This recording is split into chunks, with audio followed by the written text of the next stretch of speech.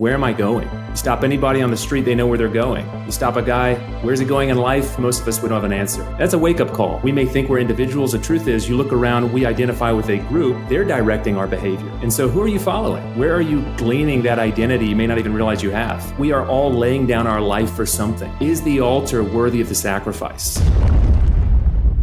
Hello and welcome to the March or Die show today. Very glad to have you joining me. This is the show where we do our best every single episode to give you both the principles and perspectives you need to march when it would be easier to stay where you are and die. And I'm excited today to share with you an interview, conversation that I had with a great guest and one that I know will be a help to you. Today, my guest is Joe Barnard. Joe is a pastor in Scotland, of all places, Edinburgh, Scotland, and he talks a little bit about that in this interview. But he is also the executive director of Cross Training Ministries, a ministry directed at ministering to young men. And I say young men, not specifically young men, I guess, but to men. And he has written several books that help men really fully become, I think, the people of God, the men that God created them to be. And, you know, the way I think about this is discipling men in an understanding of who God created them to be and what it means to live out or to walk out their faith. He has a number of books, and one of the books is called The Road Back to God, or Road Back to God. And we discussed that in this conversation. And really, it is a response to men now who are looking around at what they've been taught or had modeled for them over the last many years and are a bit disillusioned. There is a response to what's happened, and kind of this idea of men not knowing what to do next or where to go from here, or having any real opportunity to advance and grow and become, again, what God called them and created them to be. And so many men in our society, and a lot of new research is bearing this out, men who would not necessarily before have said that they were Christians or followers of God, they're looking to Christianity and they're looking to faith to find the answers to the questions that they're now asking. And this is an opportunity. It's an opportunity to help men who are looking to the past and looking to faith and looking to areas outside of our culture and what they've been taught for answers. It's an opportunity for Christians to step into that and point them to the truth. And Joe, through the ministry of Cross Training, is doing that. And I'm very, very excited to be able to have a conversation with him. And I hope that this will be the first of several conversations that we'll be able to have, but great conversation. And he talks about not only what they're doing, but so many of the resources that are available. And I know that this will be a blessing and an encouragement to you. Joe, thank you for joining me, man. Appreciate it. Oh, it's an absolute joy. I think you are probably the guest coming from the longest distance. If it was one of those who gets the prize for being from the place furthest away, you would you would definitely win that, all the way from Scotland. Thank you. Yeah, I just wish I had a nice Scottish accent to go with it. Well, that's all right. I watched several of the videos on your website, and I think he's a pastor, one of the pastors that you have, he's got the accent. And so I don't know what he said, but I really enjoyed listening to it. Exactly. So, it was a lot of fun. Man, it's great to connect. I'm glad, that we were introduced, and really excited about, getting to know you, but hearing more specifically about your ministry to men. But I'd love first just to hear your story, how you came to faith and how you ended up pastoring a church in Scotland. And then from there, we can, talk about men's ministry and men's work and what men need to be called to and the books that you've written. But let's just start there. If you can, just tell us your story. Yeah. Grew up, parents divorced when I was real young. So had a dad who was not a believer, a mom who was a believer, and had the benefit a lot of guys have had of a mom who was a woman of prayer. And so early years, I watched her pray, and I saw God answer. And so there was a keen awareness from early on that there's a heavenly Father, who's out there and he protects us. Took me to high school to figure out the whole sin problem. And I think it was probably late high school that really began to see the need for the cross. And I just remember late high school, one night, really frustrated, going outside, and the first time, just a real sense of God's holiness, looking up in the sky, seen it 1,000 times, and I'd never seen it before. And there was just this overwhelming sense of God's presence. And so that really marked a transition point for me. And that kind of segues into Scotland. For me, the strange thing is Americans that end up in Scotland, usually they have a real passion. They've got ancestry like William Wallace, and they want to buy a kilt. Yeah, right. For me, the strange thing is all roads lead to Scotland. And so after high school, I was looking for a year. I wanted to study the Bible for a year. And through an odd set of circumstances, ended up all the way in the north of Scotland. Mid-20s, done with college, married, thinking about ministry. I ended up back in the north of Scotland. I thought for 9 months, ended up 9 years pastoring a church in a rural village. Wow. And then went back to the States. And then over COVID, a church gets in touch from Edinburgh, Scotland. And so in a strange way, it's not the place that I've always had a burden for. It's the place where God has opened doors. And so, if I'm Jonah, if a fish spits me out of its mouth, I land on the shore of Scotland someplace. This is relevant, but not to our conversation about men, but what's ministry in Scotland? Certainly it's different than the United States, but having seen both, been a part of both, how would you characterize Christian ministry in Scotland? I know in the States, we're all feeling like things are getting secular and kind of being unanchored. Scotland, like most of Europe, is just further along that trajectory. And so this is a place 100 years ago, it was kind of the hub of global missions. It was a place renowned for its Christian heritage, its stories of revivals that had happened through many centuries. But now it's arguably the most secular country in Europe. And so like where Edinburgh, where I am, 3-4%, of people would be in any church where they might hear anything like the gospel. 1 out of 100 teenagers, has a connection to any kind of church. And so it's just spiritually become a really dark place. There's some encouragements, but at the same time, it's a moment where God needs to do something new to really revive and reform, this country. Yeah, when you think about the history of the church and the history of revival, and I'm reading a book right now on Christian revivals, and so much in Scotland and missionaries sent from Scotland, and it is very, very interesting when you watch when you read about church history, places that God worked, and then He continues to work, but those places need a revival as well, and so really interesting. Man, I'd love to talk to you just about God's moving your family there. And you said all roads lead back to Scotland. It's so crazy how God does that. And He brings you back again and again to the place He wants you to be. And it really is just about pursuing Him and letting Him lead. With all of that, because most people would say, well, pastoring a church in another country, doing the work that you're doing is enough. But for you, it wasn't enough. As you continue to minister, you've written books, and have a ministry geared toward, focused on calling men back to faith and calling men back to service for the Lord. So what was that, what was the catalyst for kind of that shift of focus, or additional focus? So I was a pastor for 8 years, the Highlands of Scotland, that's the far north, small kind of rural village setting. And after several years, we started to finally get young men. And not a whole lot, but we had men. And so I would do the standard, I'd meet with them every week, maybe read the Bible with them. I'm a pastor, so I get to preach every Sunday morning in Scotland, Sunday evening as well. So multiple touch points through the week. But what I kept finding is it was as if it wasn't enough, that these guys were hitting a ceiling. There was a hunger to grow, but it was as if their lifestyle was so shaped by just the typical patterns of the world that the transformation wasn't occurring in their lives.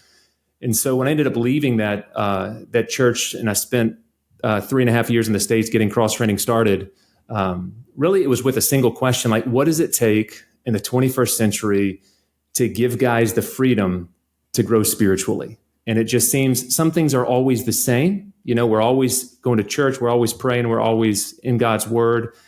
And then at the same time, though, it's as if some things are different. and guys weren't getting the friendship and the help they needed to really build a lifestyle of putting Christ first. And so that's kind of the driving question in my mind. Can you expand on that, giving them the freedom? That's an interesting way of putting that. What do you mean by that, I guess, to have the freedom to grow? I think let's take prayer, for example. I mean, this is maybe an obvious one. Okay, who doesn't struggle with prayer? And so, you can pick up your classic book on prayer and you're trying to learn about prayer. But the truth is, all of us have this thing, this device, this phone.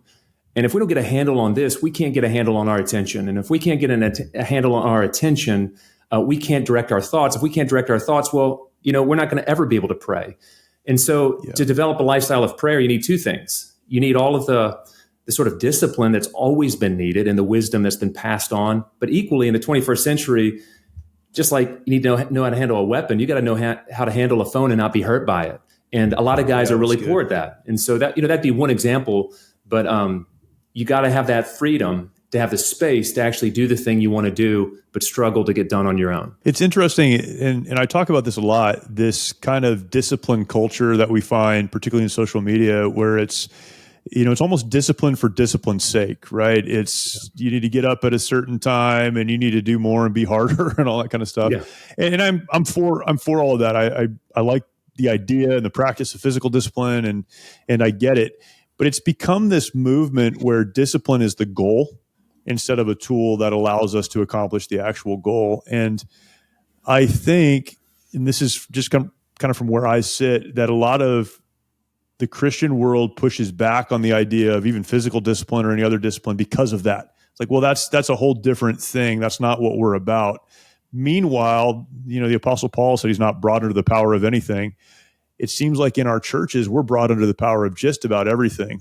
And to help young men and young people in particular understand that discipline is a tool to be used for a much bigger purpose than just getting up early or running more or whatever, man, that's a huge calling. It's a huge calling. Yeah, absolutely. And I mean, if we just use common sense, most of us have backyards. Most of us don't just let our backyards just go natural. We know that that's not freedom. We know that that's just going to produce all the wrong things.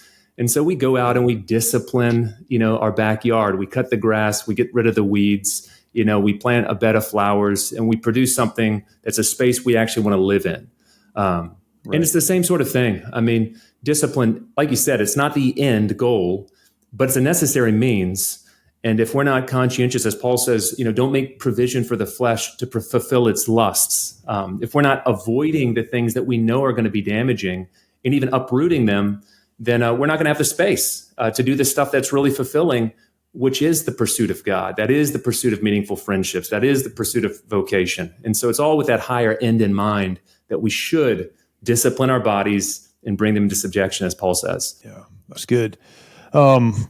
Your book, The Road Back to God, it's fascinating. Just the title of it, Back to God, is something that jumped out at me. The Road Back to God. When you think about young men in particular being far from God, my mind goes to, were they ever in relationship with God in the first place? So we talk about coming back to God. But the call to young men to live for a higher purpose and a higher calling and understand that God has a plan for them and all of those things. Can you talk about the book and then talk about maybe the perspective of the idea of the road back to God? I know you have another book that is kind of the roadmap, I guess, that kind of breaks that down. But can you talk about that and what's meant by that, but then the starting point for it and what you're calling men back to, I guess. Yeah. Well, we live at this moment where, people are talking about a quiet revival. They're talking about, different shifts. And one of the strange things is that all of a sudden men have this desire to look back, in history and to find something in the past to direct their lives. Now that can be of variable worth. I mean, there's, something like stoicism that guys might get into and be a little bit helpful. At the same time, it's not going to get them all the way that they need to go. And so I think the book is trying to pick up on this sense that we culturally feel like we've gone too far. And so the subtitle, For Men Dissatisfied by the Modern World. And so these guys that feel like somewhere tucked away in the floorboards of Western civilization is something worth, looking at. And of course, the Bible's down there. And so the book is really, it's a twofold journey. It's trying on the one hand to get guys out of the secular identity that they've just breathed in, that they may not even realize they have, but that is a preparation to then really consider the truth of the gospel. And so trying to take all of the fundamental concepts that guys maybe haven't encountered. What is holiness really? Okay, sin, we hear this word, but how do we understand it? But to get them to that place where they can make sense of the gospel, but then ultimately, we know that's where our meaning, that's where our purpose, that's where our forgiveness, that's where our healing will come from. And so trying to get guys there, but realize it's going to take a journey for them to be able to understand it and really understand what it means to commit to it.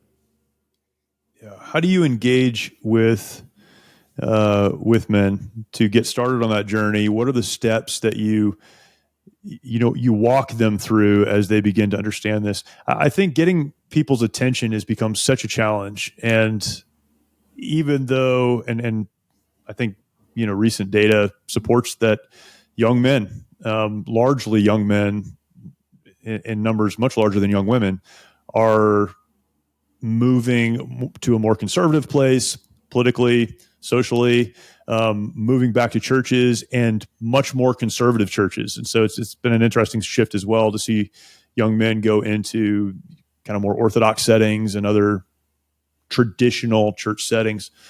I use traditional, very broadly, very loosely, but those more orthodox settings. And so we see that happening. But even though young men are starting to gravitate toward that, how do you get a hold of their attention and say, let me show you the way? So where do you start there? And then what's the path that you take them down?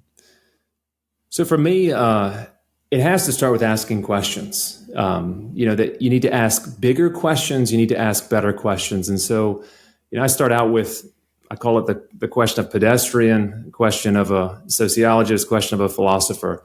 That first one, where am I going? You stop anybody on the street, they know where they're going. You stop a guy, where's he going in life? Most of us, we don't have an answer. That's a wake-up call.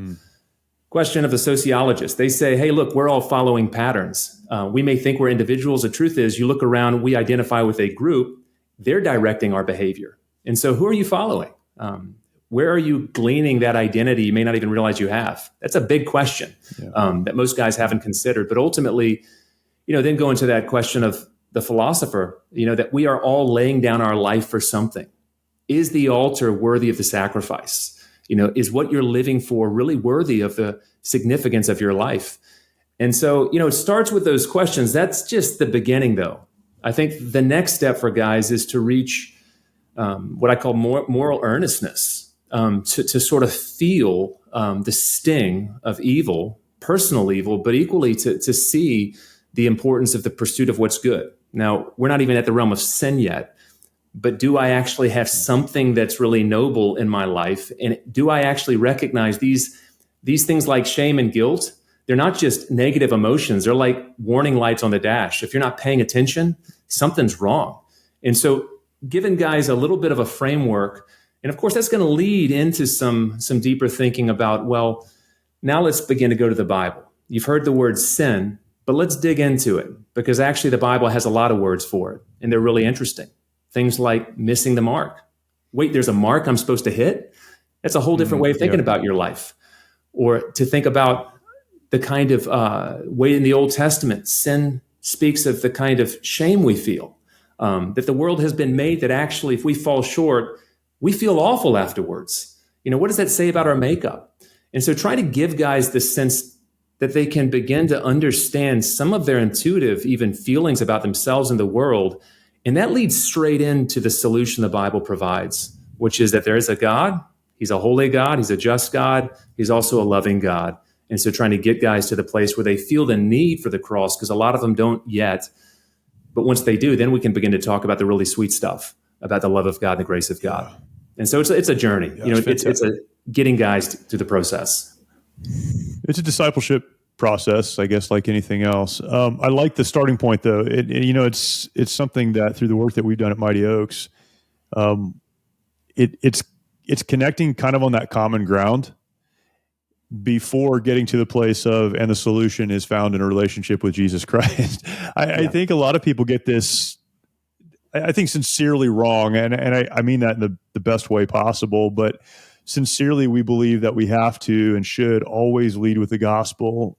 I'm going to introduce myself to you, and then the next thing I'm going to say is, and you need Jesus. And then we're surprised that message is often rejected, where when we start with meeting people where they are, the desire of their heart that, I believe God puts in their heart and the Holy Spirit works in their lives to bring them to that place, walk them through that, and we get them to a place. This is exactly what we do through our programs. We start with, hey, you have a problem. Let's talk about the problem. Let's talk about what it is, what it isn't. And eventually, over the course of several days, if someone's in one of our in-person programs, we'll get to the point. Now, let's talk about how you can have a relationship with the Creator we've been discussing the last several days. Let's talk about what it looks like to be the person you were actually created to be. Well, where does that happen? The starting point is understanding who Jesus is and understanding your need of a Savior and all those things. And that process is it's almost upside down to most people in the church, which is why I think a lot of people in the church are not doing a great job of reaching the lost in their community. Yeah, I totally agree. I think, you mentioned a different book, which is for Christian guys feeling stuck. But in that book, I spent a lot of time trying to diagnose why it's so hard for guys to grow. Because I think, honestly, a lot of the subtext of sermons is just, kind of get after it. Like, just try a little harder. Yeah. And the truth is, it's not one thing. There's comorbidities in all of this. We've already talked about the distraction, but equally there's, the busyness of modern life. You've got the loneliness of modern life. You've got all of the messaging. I mean, by the time you put it all together, there's about 7 or 8 different things that make it so hard for guys to choose the thing they want to choose often. They want to grow closer to God, but find it so suffocating. And so I think if you can give people, that honest diagnosis where they say that's it, that actually does justice to what I struggle with. Then, like you said, there's so much more willing to then say, okay, well, what then is the solution? Yeah, that's good. Why is the shift happening with young men as you kind of survey the landscape? Because it really is happening. And, people that don't believe in God or relationship with Christ, whatever, sociologists have studied this a lot recently, and it's happening. Why is it happening right now? I think there's multiple things. I think, if we're talking emotion, there's anger or at least frustration. And, you could pick up like Richard Reeves or, someone like him who's going to give you all of the data. But, if it was a man's world, it's not a man's world anymore. And so, young guys all of a sudden are finding it hard to get in positions of leadership. They're finding themselves surrounded with, women that have better degrees, have been to better universities. And so there's this sense that now all of a sudden they're in a very, we can say, vulnerable position almost. And again, that in some cases produces anger. Sometimes it's more of a frustration. I think there's also a sense of disgust from some guys. I mean, they've been watching the headlines for the last 10 years, and the sort of far left has gone so far that they can tell something's not right. And so again, where can we find a moral compass? Maybe it's in Islam, maybe it's in Stoicism, maybe it's in Christianity, but they're looking to some of these more traditional forms. You've also seen, though, some really significant thinkers. I think 10, 15 years ago, it was as if all of the really intelligent people were sort of biased against Christianity or sort of moving that way. And one of the things that's really interesting on both sides of the Atlantic is now you've got really smart people at the top of their game who are, if they're not coming out as Christians, in some cases they are, they're speaking really positively. And so, that's working its way down as well. But then I think there's a fourth thing. I think God is actually at work, and I think God works in unexpected places. Right. And who is the group that nobody thought they could reach a few years ago? Young men. They were the ones that were the hardest. And so there's also that sense the Lord, He has His own plans, and He has used all these other things to create an appetite, and it really is a movement, which is interesting to watch. That's good. Yeah, it's funny to watch churches then try to understand how to seize upon the moment that God has presented, right? Yeah. What should churches be doing right now? I mean, with this clearly in front of church leaders, I don't know if these numbers are right, but we're told that something like 70% of regular churchgoers are women. And so churches naturally, just based on who's there, design their services for, more feminine audience. It's a really strong focus on women and children in churches and all these things. We could talk all day long about the problems of church, but what should churches be doing to really reach and then equip and empower young men to do what God wants them to do? Yeah, I think what's always best for churches to not just say, "Hey, well, what's the market, and let's adjust to fit it." Sure, of but course. it is, Yeah, that's right. That's a great point. That's right. It is interesting because I think churches do need to realize, especially evangelical sort of churches, that these guys. I think you mentioned earlier, they are interested in the Orthodox Church. They're interested in the Roman Catholic Church. They like form. They like depth. They like a sense of tradition. And some of our churches don't really have that, but that doesn't mean we don't have things that we can appeal to them with. And I think even a lot of these guys, they are thinking. And I think, a sermon that actually, has a sense of logic, that's taking up real questions. They're pursuing answers to deep questions on podcasts and such. And so rather than the kind of light, like, let me just give you a bit of life coaching, I think some of these guys, they actually want a little bit more. And so if they feel like they're being served something substantial, something we don't want to feed the wrong kind of anger, but that's speaking into the big questions that men have right now, and that providing legitimate wisdom, because I think that wisdom is something that they have an appetite for. And so take up big questions, let God's word speak. And again, we might want to recover some of the older hymns as well. I think some of these things that give us a sense of tradition too could be meaningful for these guys. But it is a different appetite than I think a lot of the bigger churches have been thinking about and appealing to over the last 10, 20 years. It's really getting back to probably what the church was intended to be. I just had a conversation today. It was on a podcast about the church and what was the church in the first century, and what is the example that we're supposed to follow. Well, it's learning the disciples' doctrine. It's learning, it's fellowshipping together, spending time in prayer, and our churches are so far away from that. So many churches are so far away from that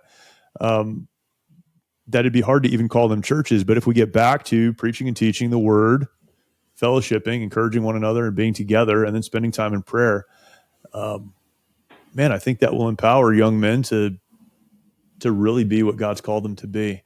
And I think, if you dig into, take someone like J.C. Ryle, would have lived a little over 100 years ago. You read J.C. Ryle and there's a real masculine tone. He's not afraid to talk about self-discipline. He's not afraid to talk about effort, never compromising the gospel.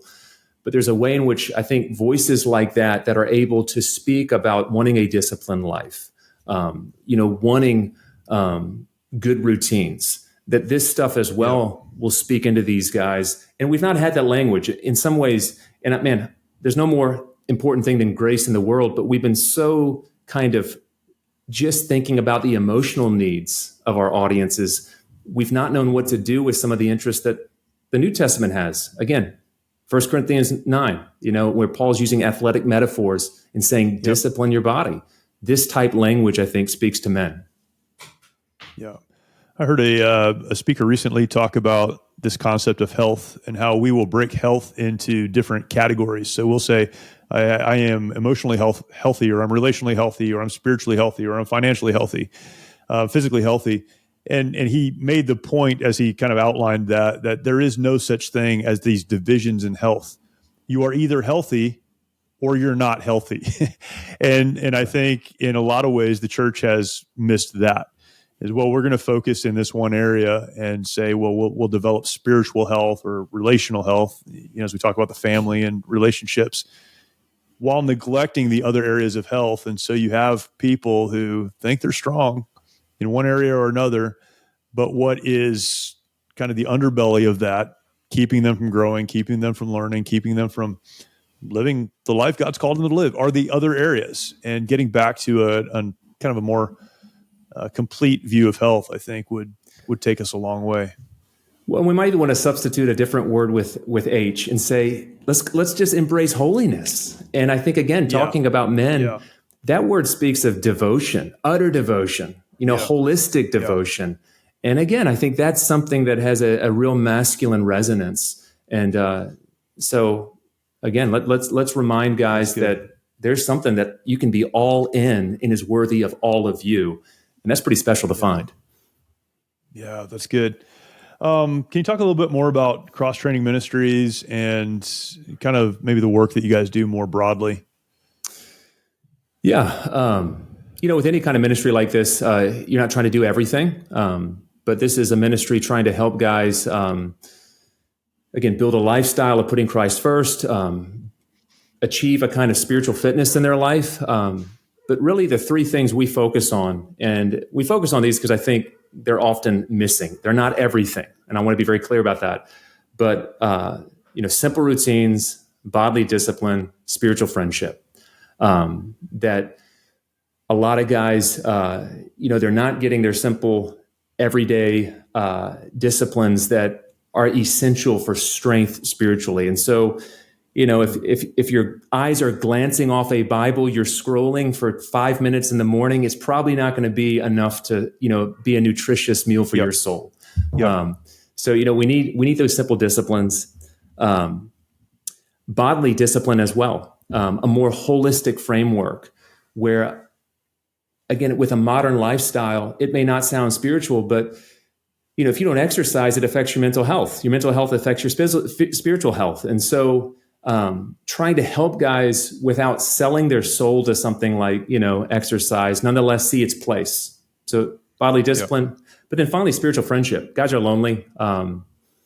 It's not just hard for guys to find friendship. Many of them don't have a conception of what it really ought to look like. And so there's a huge teaching point there and facilitating groups whereby guys, maybe for the first time ever, can have really genuine, deep friendship and camaraderie with other men. And so I think you put those things together and all of a sudden you can begin to see freedom to grow, as we said earlier. And so that's what we're trying to do.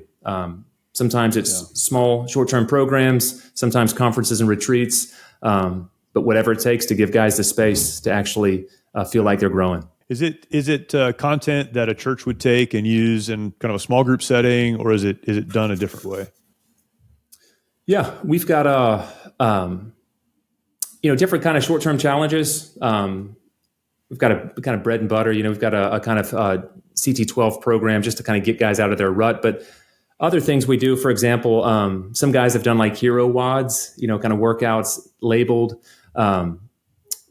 Last year, we had our first hero WOD. So we had a Hudson Taylor spiritual workout that guys could do with their friends. Oh, yeah. And so, nice. Instead of reading a biography and thinking, I'll never be this guy, asking the question, what would it be like if Hudson Taylor was your friend? What would you do differently? And if for 10 weeks, you and some other guys read a short biography, but then actually did some of the things Hudson Taylor did, how might that affect you? And so also trying to be creative and just give guys vision, because a lot of them have no vision of what spiritual health would even look like, going back to that concept. And so, and that's vital for motivation. So helping guys see it, get captivated by it, get clarity for it, find a friendship for it. And then again, we can back off. We're not meant to be there forever, but we just want to be the fullback, giving the guy with the ball a bit of room so he can get some forward progress. Oh, that's good. Man, that's great. Where can people learn more about Cross Training Ministry? Where can they find your books and support the work that you guys are doing? Yeah, books available, Amazon. And I think those are resources guys can explore. We've got one, Surviving the Trenches. If you just feel like you've never been taught how to combat sin, that's there. We've got one, Hymn Workouts. If distraction's your problem and you want some exercises just to focus your mind, a resource there. But those are on Amazon. Our website, xtrainingministries.com. You can see resources there. Check out our podcast and, find out more on that platform. Joe, really appreciate it, man. Thank you. And thank you for making the time. I know, I don't even know what the time difference is between here and there, but it's something. It's a lot. Yeah. It's good. So thank you. Thank you for doing it. I appreciate it. and we'll definitely connect all that. But thank you for all that you're doing, and I hope we can connect again. It'd be great to talk again. Great to chat with you. Appreciate that conversation. Man, go and look at the work of Cross Training Ministries, and so much great content there. Listen, if we are going to see our country turn back to God, it is going to be through men who are willing to stand up and be the men that they were created to be. And it's folks like Joe and his ministry and the work that he's doing, others as well, who are calling men back to the place that God wants them to be. And what is that place? It's a place of understanding their purpose, created by God, understanding the responsibility that they have to lead, and then equipping them to step into that. And I'm so thankful for Joe and the work that he's doing, and grateful for our time together today. Thank you for listening. Thank you for joining the conversation. Again, if you're not yet subscribed to the show, please subscribe and then take some time, go over to YouTube. You can find our channel there, look for March or Die, and some great content there as well. Really appreciate you joining this conversation, and we will talk to you next time.